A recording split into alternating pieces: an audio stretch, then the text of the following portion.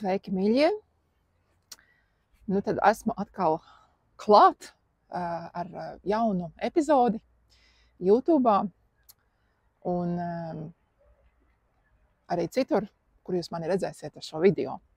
Kā jūs redzat, atkal ir kaut kāda jauna vide, atkal ir kaut kāds jauns fons. Tas nav mākslīgi radīts. Es mākslīgi radītu fonu vietā pati pārvietojos un mainu šos fonus. Ja? Es skatīšos nedaudz zemē šeit, jā, liekas, ka es skatos nezinu kur, bet tas ir vienkārši mans dators, viņš ir šeit zemāk. Jo es gribētu pakomentēt, ko es esmu publicējusi savā Telegram kanālā tīri kā teksta veidā, jā, tekstā rakstījusi. Un, protams, ka tekstos nevar izteikt un pasniegt to, ko es patiesībā domāju ar šiem tekstiem. Man bieži rodās tādas spontānās idejas, ko es gribu pastāstīt, bet es tās pasniedzu tādā ļoti esences veidā, cenšos pasniegt pēc iespējas īsāk un kodolīgāk, un varbūt sanāk pat kaut kur robusti, un jā, varbūt liekas, ka varbūt ir robustāk.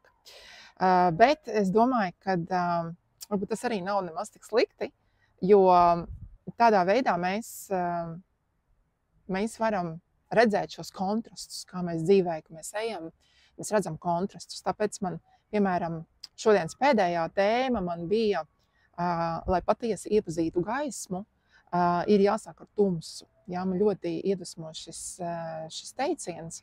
Tas ir varbūt pat klišejisks kaut kādā ziņā, un tas neskan no manas mutes kā pirmo reizi.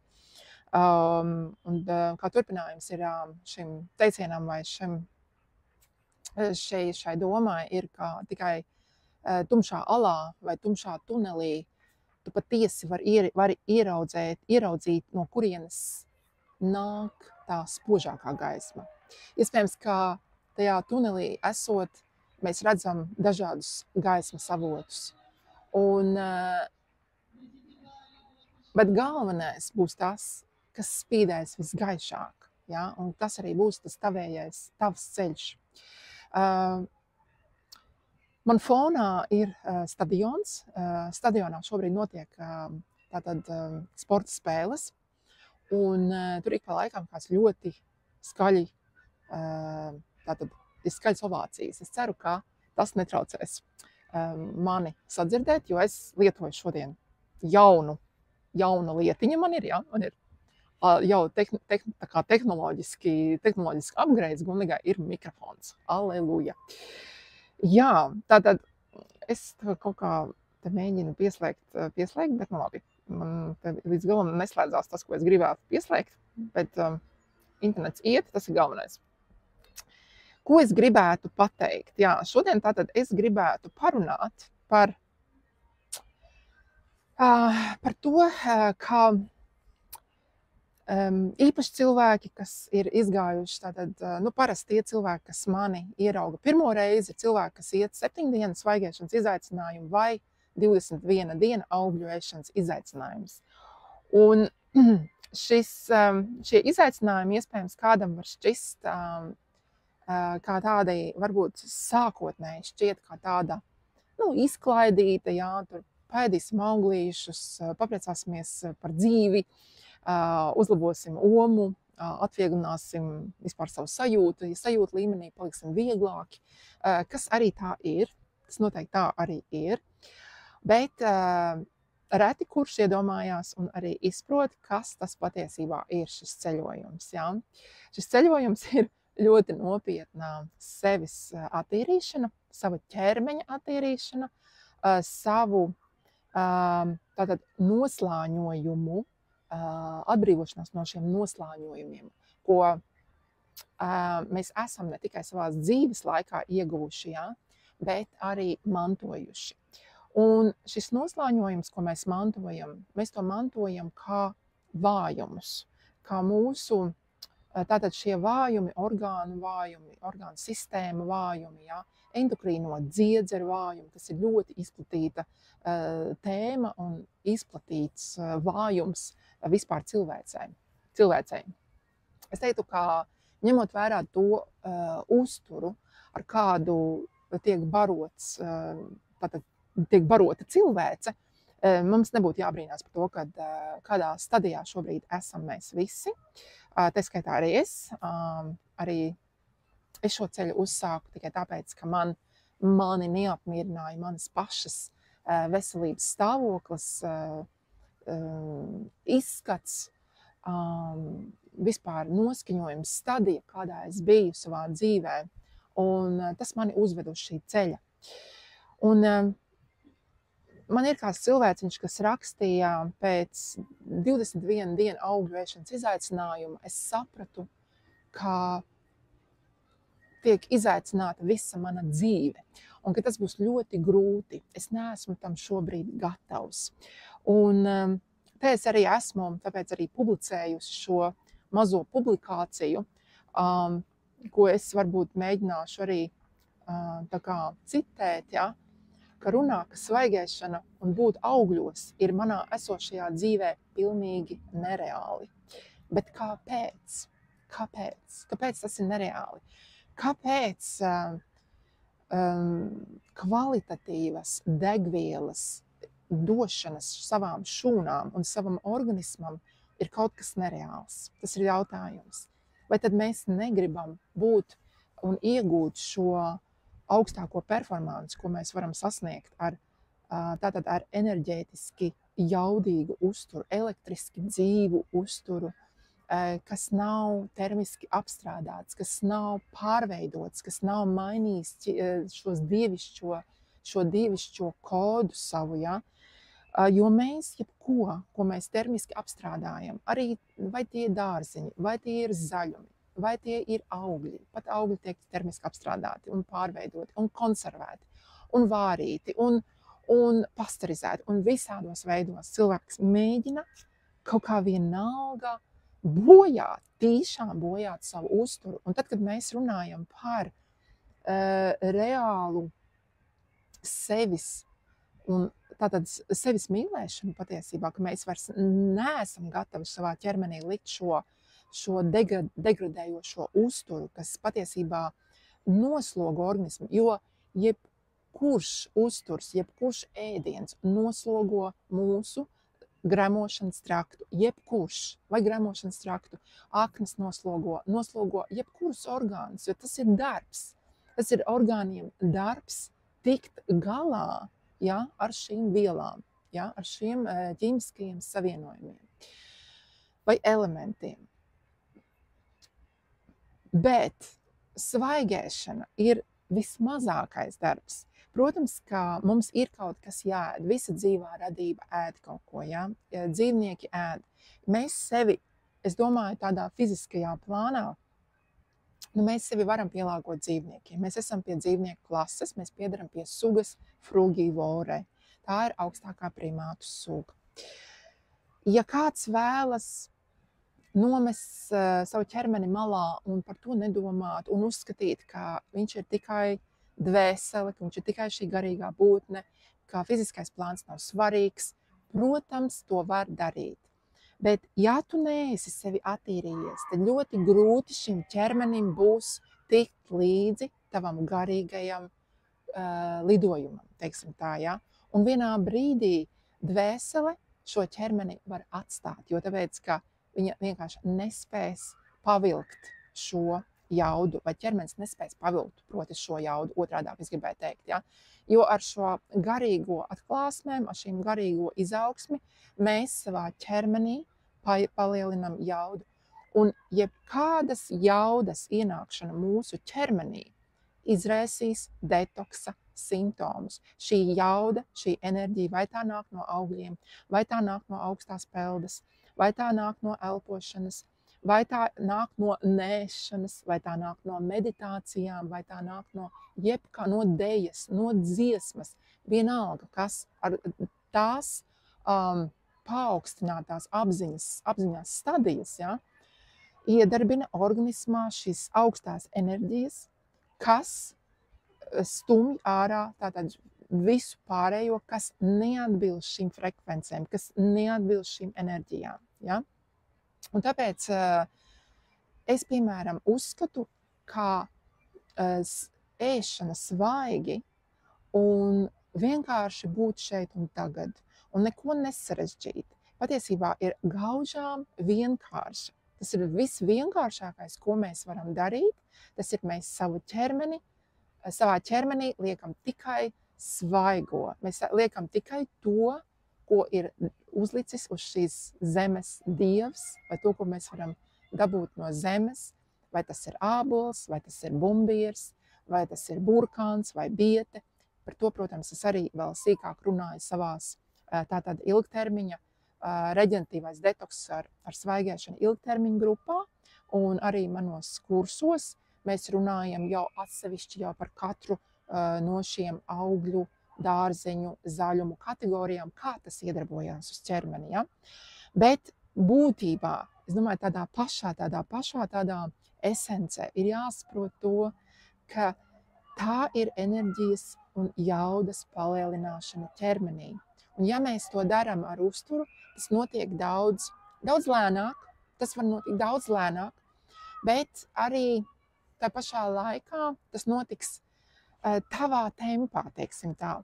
Viss tie procesi notiks harmoniski, ja? Nekas netiek tā kā, nedabiski kaut kādā veidā tātad tur dzīts vai kaut kā tur manevrēts, ja? Kaut cilvēki to dara. Es neko nesaku. Katram ir savs ceļš un katrs vēlas iet savā ātrumā, ja? Bet es vienkārši pastāstu to piemēru, ja? Ka jebkura enerģijas palielināšana vienalga organismā izsauks šos detoksa simptomus vai detoksa procesus, jo detoks notiek jebkurā gadījumā. Vai tu tajā ej apzināti, vai tu tajā ej neapzināti, vai tu tajā vienkārši esi. Jo ja tev detoks vispār apstājās, tad mēs vairāk neatjaunojamies, mēs vairāk nevaram, mēs nedzīvojam. Tas ir dabisks process, ja? Bet mēs ar šo grupu, ar ko es strādāju, tātad šis projekts precīzāk, ja, ir par to, lai mēs šo detoksu tātad veicinātu. Ja? Tāpēc, ka ir gadsimtiem cilvēce un cilvēki ir mantojuši tātad šīs novainātās orgānu sistēmas, izvada orgānu sistēmas ir novaināts. Un cilvēki šie detoksa procesi dabiskie, kas dzīvniekiem un augiem un visur dabā notiek dabiski, cilvēkam ir palēnināti. Un tāpēc arī rodās šie bloki, enerģetiskie bloki, limfātiskā stagnācija. Limfātiskā stagnācija rada acidozi, tas ir tātad iekšējais iekaisums, no kā rodas tātad šī stagnācija, tāpēc, ka izvada orgāni ir cieti, organisms nespēja izvadīt. Ja pat orgāni ir vaļā, tad šīs tātad vielas, ko cilvēki it īpaši pēdējā gadsimta laikā lieto, ir gaužām par smagu tātad mūsu organismam un, protams, novainātam organismam. Mēs runājam reāli par ļoti dziļu un apziņā, ļoti apziņā, tātad dziļu arī apziņā detoksu. Ja? Jā, un tāpēc bija tas jautājums, ja, kāpēc, lai šis ceļš būtu grūts? Tas ir grūts tikai mūsu prātā. Tāpēc, ka mēs daudz ēdam ar prātu. Mēs daudz ēdam ar to, kā man gribētos sajust šo garšu. Vai mēs vēl mazāk saprotam, ka mēs barojam mikrobiomu, to biomu, ko mēs gadiem esam sevī ielikuši. Bioms veidojās no mūsu ēstā uztura. Vai mēs to uzturu spējam sagramot vai nespējam sagramot, bioms veidosies jebkurā gadījumā. Bet ja mēs esam gadiem ēduši uzturu, ko organisms patiesībā nespēja izmantot, nespēja pareizi tātad sadalīt, ja, un veidojās šīs nogulsnes iekšā, tad tiek izveidojās patogēnais bioms, kas prasīs savu, un cilvēki to sauc par intuīciju, intuitīvo ēšanu, un, protams, ka tad, kad šis bioms tiek tracināts, Tas arī strādā kā kairinātājs, kā ir tātad arī kā stimulants, un tad, kad mēs to nebarojam, uz kaut kādu laiku liekas, ka mēs sev daram pāri. Bet, ja mēs liekam sevī iekšā hidrējošu, enerģētiski dzīvu uzturu, ar mums nekas nevar notikt. Tālūk. Tāpēc es arī savā postiņā, tajā publikācijā, par ko es tagad šobrīd arī komentēju, es domāju, ka es tā mēģināšu komentēt vairāk, jo viens ir uzrakstīt, otrs ir šādi izrunāt, vai ne? Un tā es arī saku, kāpēc? Tā taču ir degviela mūsu šūnām, mūsu audiem. Tā ir orgāniem, un tātad degviela orgāniem un to sistēmām, un galu galā mūsu čakrām. Ja? Mūsu endokrīnā dziedzera sistēma ir mūsu čakru sistēma. Mūsu endokrīnā dziedzera sistēma ir vārti uz smalko plānu, un mēs tur varam aiziet tālāk un tālāk. Jo tā ir vienkārši, es šobrīd runāju no ļoti fizioloģiskiem kvantu fizikas pamatiem. Liekas, kā es to visu zinu. Bet tas tā ir, tāpēc, ka tas vienkārši tā ir, jo es esmu to pamēģinājusi, es redzu, kā to pamēģina, un arī citiem tā ir. Nozīmē, ja man tā ir, tad arī tev tā ir, jo mēs piederam pie vienas sugas. Un tāpēc es gribu teikt,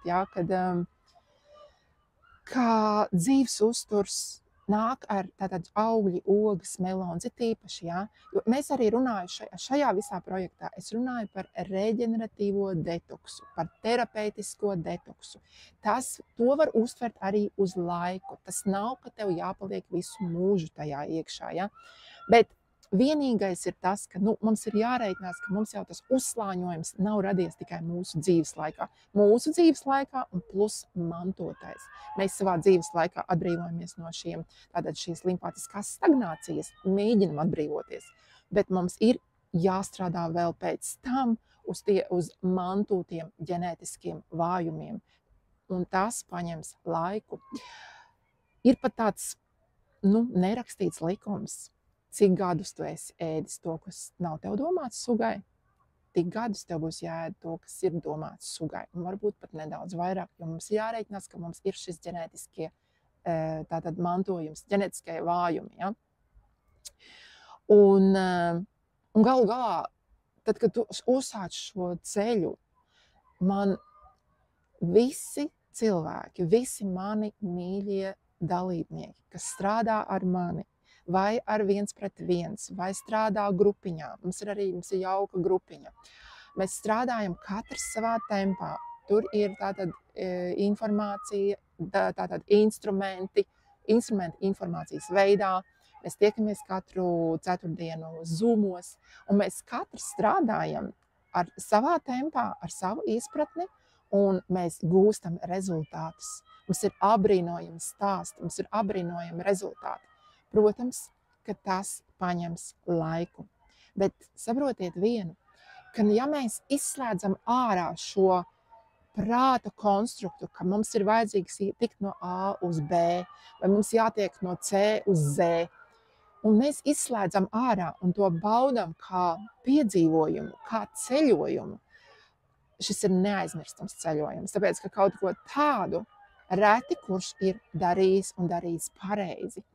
Un arī vēl pat teikt vārds pareizi, tas arī ir tāds diezgan nomuļāts teiciens, teiksim tā, Kas ir pareizi? Tas ir tas, kas saskan ar tevi, tas arī ir pareizi.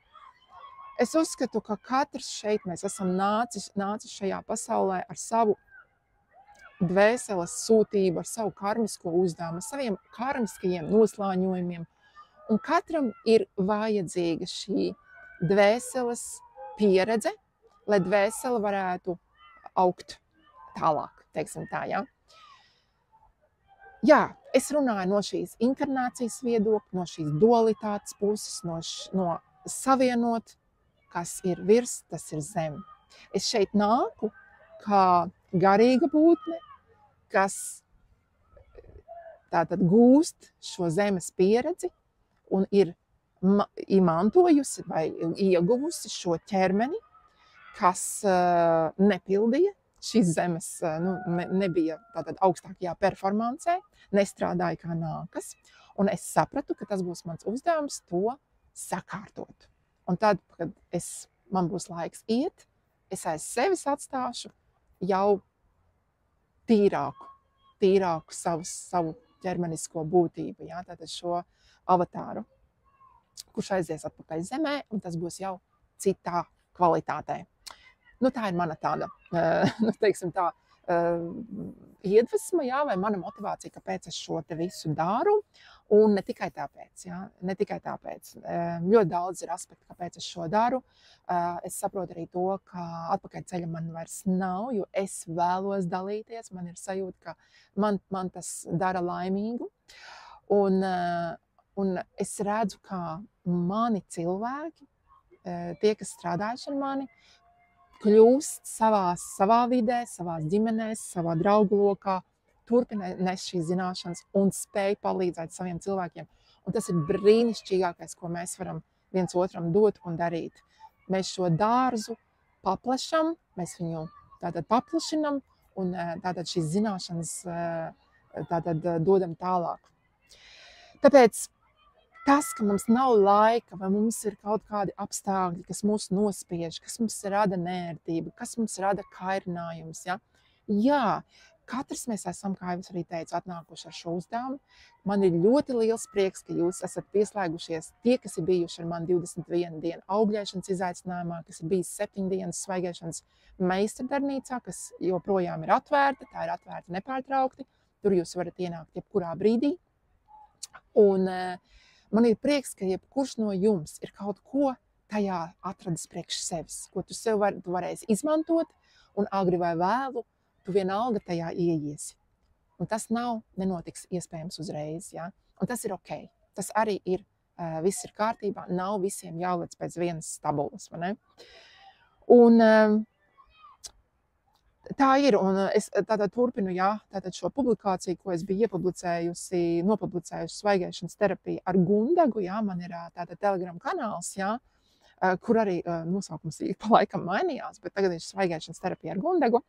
Un jā, tajos brīžos, ka mēs saprotam, ka mēs to nevaram, vai kaut kas mūs traucē, mēs patiesībā saprotam, cik dziļi mēs esam šajās toksiskā dzīvesveida varā.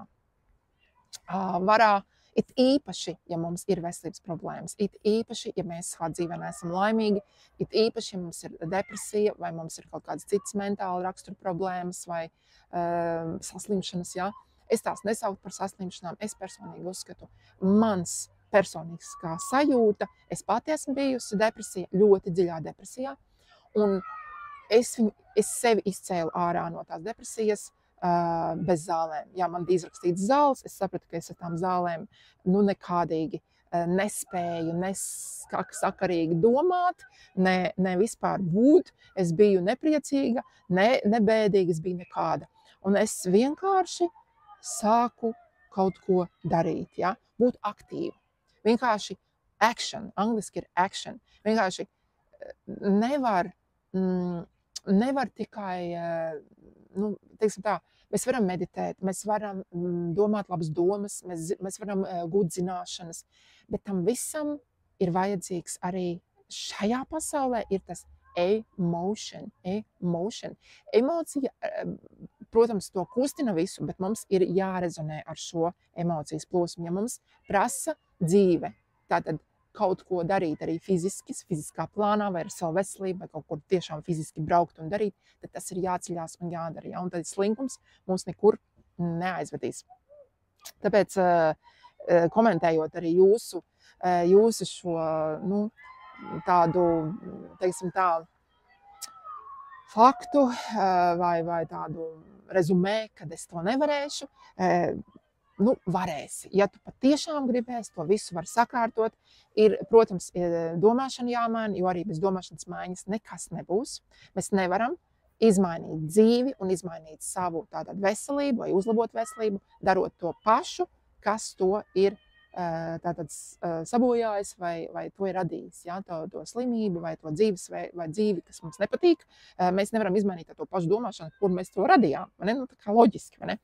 Tā kā viss tas ir saistīts, un es tikai iedvesmoju pamēģināt. Kaut vai pamēģināt tās pašas 7 dienas svaigajā. Atnākiet uz 21 dienu augļošanas izaicinājumā un pamēģiniet. Un, protams, ka jūs to varat darīt arī viens pats. Jums nav jāsēž, jāgaida tagad kaut kāda starta zīme, ja? vai tagad ir laiks, vai tagad ir jābeidz. Ja? Protams, ka jūs darat visu paši, bet es esmu šo projektu izveidojis ar domu, ka mēs satiekamies kā līdzīgi domājošie. Jo skaties, kā grib, cilvēks ir sabiedriska būtne. Viņam ir vajadzīgs šis atskaites punkts. Viņam ir grūti vai viņam ir bēdīgi. Viņš grib par kādu parunāties, viņš grib ar kādu padalīties. Un mūsu tā vide ir tā vide, kur mēs varam padalīties ar savu šo gūzmu, kas mūsos ir sakrājies, ja? Ar savu pieredzi, ar savu prieku, padalīties ar savu progresu. Ja? Jo tie cilvēki, kas strādā ar mums, tie sapratīs. Tie patiešām sapratīs, tie atbalstīs, un tu jutīsies kā savā ģimenē. Un, jā, ko es vēl varu piebilst? Tas ir tāds plašumā ņemot, es gribu teikt to, ka kad ir šī sistēma izveidota tāda, lai tā kalpotu naudai, ja? Lai kā tātad šī tirgus ekonomika ir balstīta, diemžēl, uz nepalīdzot cilvēkam, neuzlabojot šo veselību. Ja? Viss iet roku rokā, diemžēl. Gan uzturu zinātnes iet kopā ar zāļu industriju, un tas viss strādā. Tev nav problēmas ēst visu pēc kārtas, tev tiek radīts šis problēma un ir arī risinājums. Ja? Bet, ja tu gribi atbrīvoties no tā, ja tu gribi būt pašpietiekams, uzņemties atbildību par sevi, ja? Un izprast, no kurienes rodas šī saucamā slimība, ja?